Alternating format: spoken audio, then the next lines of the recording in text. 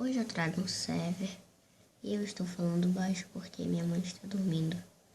É um server que eu vi no canal do Diego Gameplay. É o Player Pack. Os créditos vão estar todos para ele. Passem lá no canal dele, se inscreva, deixem like. O server é esse.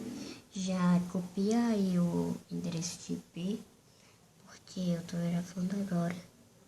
Aí você já pode me encontrar lá, talvez. Bem, basta copiar isso aqui. Você tem que copiar certinho, viu? Do jeito que tá aqui.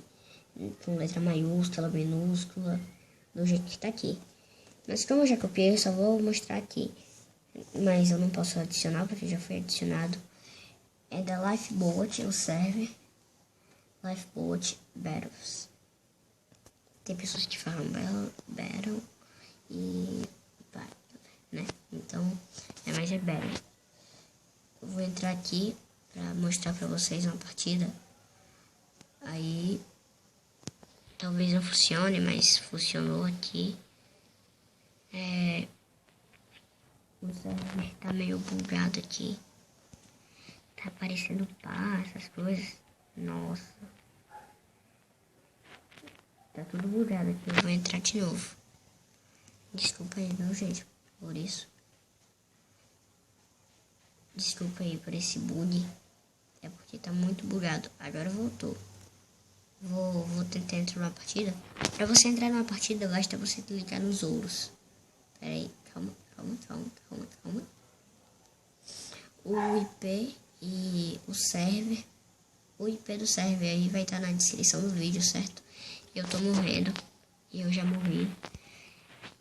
Eu preciso clicar logo aqui, porque senão eu vou morrer. Eu peguei o server agora, então eu tô meio fraco. Eu vou dar barra hub aqui pra ver se funciona pra voltar. Nossa, é porque o server foi lançado agora e ainda está nas primeiras versões, ainda está meio em teste assim. Por isso não funciona toda hora. Mas eu vou tentar aqui entrar.